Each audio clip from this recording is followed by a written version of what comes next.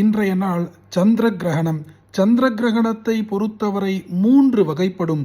முழு சந்திர கிரகணம், பகுதி சந்திர கிரகணம் மற்றும் அரை நிற சந்திர கிரகணமாகும்.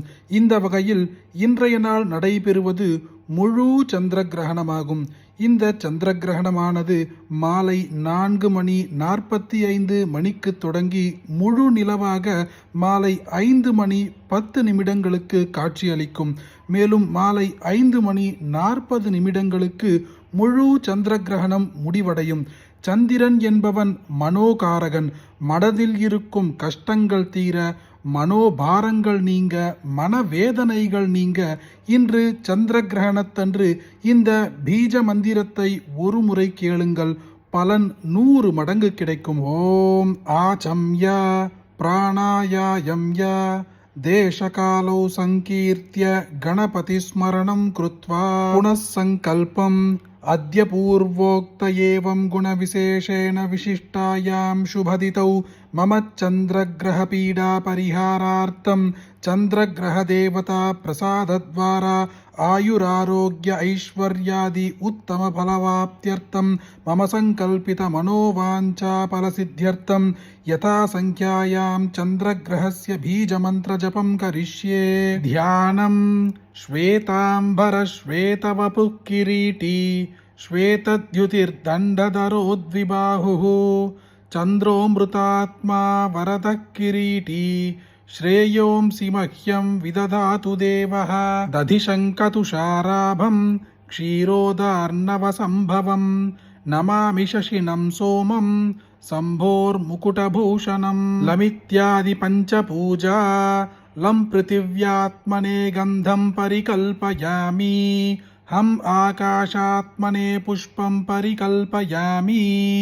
யம் வாய்வாத்மனே தூபம் பரிகல்பயாமி. ரம் அக்ஞாத்மனே தீபம் பரிகல்பயாமி. வம் அமிர்தாத்மனே நைவேத்யம் பரிகல்பயாமி. சம் சர்வாத்மனே சர்வோபசாரான் பரிகல்பயாமி. பீஜமந்திரः ஓம் ஸ்ராம் ஸ்ரீம் ஸ்ரௌம் சச்சந்திராய நமः. ஓம் ஸ்ராம் ஸ்ரீம் ஸ்ரௌம் சச்சந்திராய நமः. ஓம் ஸ்ராம் ஸ்ரீம் ஸ்ரௌம் சச்சந்திராய நமः. ஓம் ஸ்ராம் ஸ்ரீம் ஸ்ரௌம் சச்சந்திராய நமः. ஓம் ஸ்ராம் ஸ்ரீம் ஸ்ரௌம் சச்சந்திராய நமः. ஓம் ஸ்ராம் ஸ்ரீம் ஸ்ரௌம் சச்சந்திராய நமः.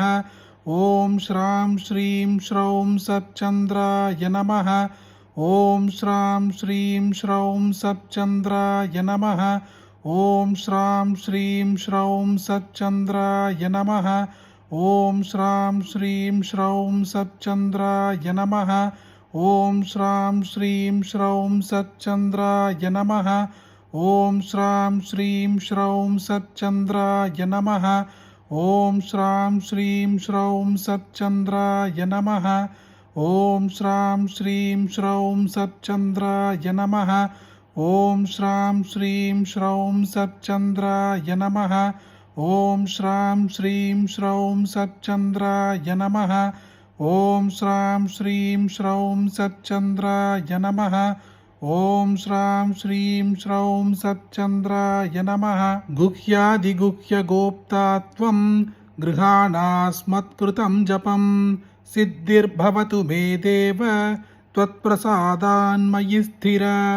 अनेन मया कृतचन्द्रग्रहस्य मन्त्रजपेन चन्द्रग्रहदेवता सुप्रीतो सुप्रसन्नो वरदो भवन्तु.